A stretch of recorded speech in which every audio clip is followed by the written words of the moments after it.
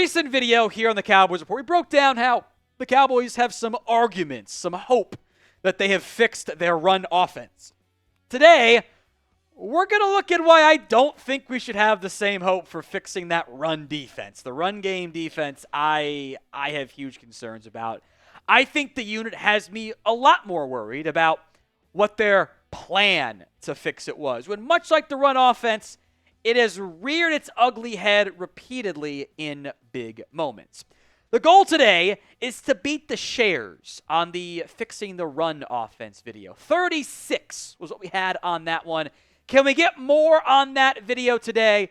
Help us out. Share today's show on social media, Twitter, Instagram, whatever. Help us out by sharing today's show. Let's look at the Cowboys' run defense last year. Look, they were around a little bit below league average of like run plays faced, just percentage-wise. Despite that, they were last in touchdowns allowed. They were bottom 3 in yards per game. They were bottom 4 in yards per game. Bottom 3 in yards per carry. Bottom 10 in explosive runs. These are all per NFL's next-gen stats, by the way. Bottom 2 in stuff rate, i.e. no gain or tackle for loss. Dead last in EPA per rush. Bottom 5 in yards before contact. Just outside the bottom 10 in yards after contact. And they did that stacking the box at the 10th highest rate. What does that tell us? The run D sucked. What have we learned in previous years? The run D is an issue. In their losses, which I acknowledge is a bit of a chicken or the egg debate, because if you get behind, you're just going to allow more yards on the ground because opposing teams get to run the ball against you. But 24 losses with a healthy Dak, by the way. Healthy Dak Prescott, which I think is fair to include, otherwise it gets really out of hand, frankly. 35 almost carries per game, averaging almost 4.9 yards per carry. Only 5 games under 4 yards per carry allowed. The median yards per carry was 4.5. They were allowing almost 170 yards per game. Look, the Cowboys, by the way, in those games, sometimes they got behind. That's how it goes. So how about just above 500 teams? Some wins in there. They went 15-17 in this time frame. I could have just done since 2020 to ignore 3 games. That felt like cheating. That 2020 Cowboys defense was dog water. But in games against above 500 teams, 28.8 carries per game. Still 4.6 yards per carry. They allowed a couple more games under 4 yards per carry, but the median was still 4.3. Some of those teams were good run offenses. Some of them were not. But they just weren't very good. To put those numbers there in perspective, the Cowboys would have ranked 24th in carries per game, 24th in yards per game, tied for 9 touchdowns per game. Yay. 22nd in average yards per carry. That does include playoff games, by the way, so those numbers might be a little bit more favorable. What does that tell us? Look, when the Cowboys have played competent football teams, their run defense is a bottom 10 unit in football. And when you're playing fringe top 10 teams or near top 10 teams, that's what those playoff teams are, above 100 teams are, and you have a bottom 10 unit, that makes life really hard for you. Makes life really hard. So do you agree with me? I think the numbers bear it out, that the run defense has been a problem for the Cowboys. A for agree, D for disagree. Let me know in the comments of today's show. A little bit more on the Cowboys, and I am hesitant to say it's all on the defensive tackles. It is an ecosystem where they all interconnect with each other, but the Cowboys actually faced the fewest amount of inside runs last year. Teams pushed them on the outside. The numbers on only inside runs last year, again, thank you, NFL's next-gen stats. Again, last in what they faced, so that's nice, but they were still 19th in yards, but they were dead last in yards per carry, actually, which is bad. Tied for 19th in explosive runs, having faced the fewest amount of carries. They did not get stuffs. They allowed the most EPA per rush, expected points added. They were dead last in yards before contact. That's bad. They were 18th in yards after contact. They stacked the box at the 10th highest rate. So teams push them to the outside, but they still sunk on inside runs. On outside runs, wasn't much better. They faced the most. Teams figured out what I said 2 years ago. Run the ball to the outside. They can't stop them. They were tied for 31st in touchdowns allowed, 30th in yards per game. Better yards per carry was 23rd. Again, the Cowboys' run defense has had issues. So how did they fix it? I don't know if they actually did. We'll break that down in a second, but you can get this Cowboys hoodie. On sale, it was $55. Now, it is just $33. Link will be in the third paragraph of today's description, and I'll put it in the comments section too. It's chatsports.com/DAL hoodie. Again, links in the comments section and the description of today's show, chatsports.com/DAL hoodie. So how are the Cowboys changing things up front? Well, they got a new head coach. Okay, I don't know if that really changes things. He's an offensive guy. New defense coordinator. They're banking on Matt Eberflus and Aaron Whitecotton and everyone else to really overhaul this team. And there was some player shuffling. So leaving the Cowboys defense last year, of note, Eric Kendricks, whose PFF run grade has been a pretty consistent mid to upper 70s. Jordan Lewis didn't grade out well against the run. I would frankly disagree. I thought he was actually very good against the run last year, and he certainly was in 2023. Tank Lawrence was banged up a lot, but he was awesome back in 2023. I would argue two of your best run stoppers the past 2, 3, 4, 5 years have been Jordan Lewis and DeMarcus Lawrence. That's a big loss. How do they replace them? Well, two new linebackers come in. Jack Sanborn, a part-time player who has shown some promise. Kenneth Murray, who I have very real concerns about. Great athlete. Misdirection gets him a lot. Solomon Thomas has literally never been a good run support player. Hasn't been. Dante Fowler hasn't been a great run support player. Now, you're going to bank on guys like Marshawn Nealand to really essentially help replace DeMarcus Lawrence up front, but you're still replacing Chauncey Golston. Did the Cowboys add more players that are good against the run? I don't know if they did, actually. I think, talent-wise, they may have gotten worse. So do you think the Cowboys' run defense will be better this year? Y for yes, N for no. Let me know in the comments section of today's show. My biggest area of concern right now, though, is at defensive tackle. Remember, they still got Gash at the middle. Osa's back, hoping he's good in this new Matt Eberflus scheme. Mazi Smith, who we will discuss, is back. Solomon Thomas, Jay Toia, Tommy Akambasote, Perion Winfrey maybe are in for the defensive tackle room, replacing guys before they went out and signed guys like Linval Joseph and traded for Jordan Phillips, Justin Rogers, Carl Davis, Jr. Fehoko. To put this in perspective, those three guys are out of the NFL. Rogers, Davis, and Fehoko don't have teams. Fehoko was cut by the Commanders on Monday. My concern here is the Cowboys doing the exact same thing they did last year, where it's Mazi Smith and the Funky Bunch as run-stopping defensive tackles. They're probably better at three technique behind Osa with Solomon Thomas. That one technique spot looks bad.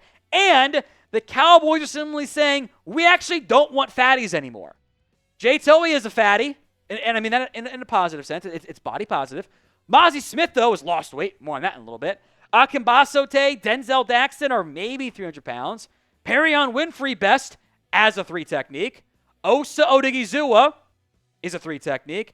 Solomon Thomas is listed at 256. They essentially did the Patrick Starr meme. What if we took 20 pounds from Mazi Smith and put it on Solomon Thomas? It's essentially what they've done. But, that's not run-stopping nose guards. Mazi has allegedly lost weight, not as much as I think maybe had been reported. He said around 315. But, that's still, you wanted Mazi to be this power player, and you're going, hey, now we don't need it. We did this one already. Where we're like, yeah, Mazi can lose weight, which, the how we got here was different, but, we did it before. It wasn't good. It might be better this time, but the bar is super low. I am worried here. When that news came across the wire, we're going to have Mazi lose weight to play three technique and one technique, I went, oh no, we're cooked. That for me was sitting on a balloon and someone popped it. He was better last year as a run stopper. He didn't do much as a pass rusher. He wasn't asked to. but it wasn't like he was good as a run stopper. The Giants game was great, actually. But, like, I have concerns here. And it's only one game. It's against the Rams. It's all backups. No Osa, no Solomon Thomas. They didn't play well. The run defense grades, which, it's a data point. Don't take it as gospel from PFF. Mazi, 58.3. I thought he was the best run-stopping defensive tackle. Now, wasn't always like that for the entire game. I thought maybe Perrin Winfrey should have a higher grade, but again, he's a disruptor. Akinbasote, Denzel Daxon, Jay Toia. The Cowboys did a good job against the run in the first three quarters. The fourth quarter, they got gashed. And I think Jay Toia probably played a little bit too much. But Willie Lampkin was pancaking dudes. Like, that defensive tackle room got gashed in the second quarter, or in the second half. And it's great to say they played good for three quarters. Well, if you flunk the fourth semester, you still fail. Like, you have to do everything else in the end. So, what is your confidence level in this Cowboys run defense? I'll mention a couple other spots here in just a little bit. What is your confidence level in the Cowboys run defense? 1 to 10 is your scale. It's not just defensive tackles. I want to mention other positions here. Defensive end. You missed Tank Lawrence last year. That backside run support he offered was so good. Can Marshawn Nealon take a step forward this year? Can Sam Williams? Otherwise, you're banking on undersized edges in Micah Parsons, Dante Fowler, and Ezra Rocca to be key run stoppers. They can help. They're good players, great players in Micah's case, but it's not like this is best version of Tank Lawrence. Linebacker also has me worried. Once Overstrom said that's going to be a big deal, but I saw it in the Rams game. So Leofau looked great in the Rams game, but he's in line to be linebacker 3 right now. Kenneth Murray, Jack Sanborn. I trust Sanborn's instincts. The athletic ability is a bit limited. Kenneth Murray's instincts are limited, but his athleticism is great. I saw Damone Clark get completely turned around again in the preseason game. I think John Owning had the clip. He just dove in and had to retreat back because he bit on a play fake. I am worried about this aspect again because it's the same team. We swapped out, Kenneth Murray and I guess Jack Sanborn in exchange for Eric Kendricks and Nick Vigil. Is that actually better? Maybe. Maybe not. Will this run defense actually be better?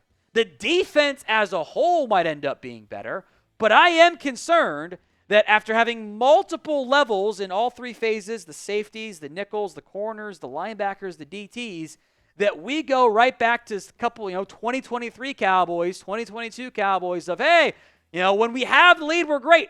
In the end, pass rush is a privilege. You can have the best pass rushing team in football, but if you get to December, if you get to January, if you get to week 4 and you're playing a good team and you're down by 10 in the third quarter, you don't get that privilege anymore. So if you can't stop the run and make teams throw it on you, you're going to be in a dangerous spot. That's why you can't be one-dimensional. I'm going to talk about offense on that. Can't be one-dimensional on defense in terms of what you're able to stop either. So if you want more Cowboys YouTube coverage, we're not quite done with this conversation, hit that sub button right now, youtube.com/@CowboysTV for more free Cowboys YouTube coverage. Multiple videos each and every single day right here on the Cowboys Report. So now we're in mid-August. What can you do to make this team better? You can always bring back Eric Kendricks. I think that race has probably been run, though. I think with what you've invested, with what you haven't invested, defensive tackle should be your main area of focus. But, just like last year, it's not like there's a lot of great options out there. So we'll mention them. We've mentioned some of them before. Raekwon Davis is a big body. He's tall. He's 6'6", 310. The Colts cut him after a year. I don't know why he's unsigned. They've been pretty quiet around him. Maybe there's an unknown injury, but I'm looking for serviceable at this point.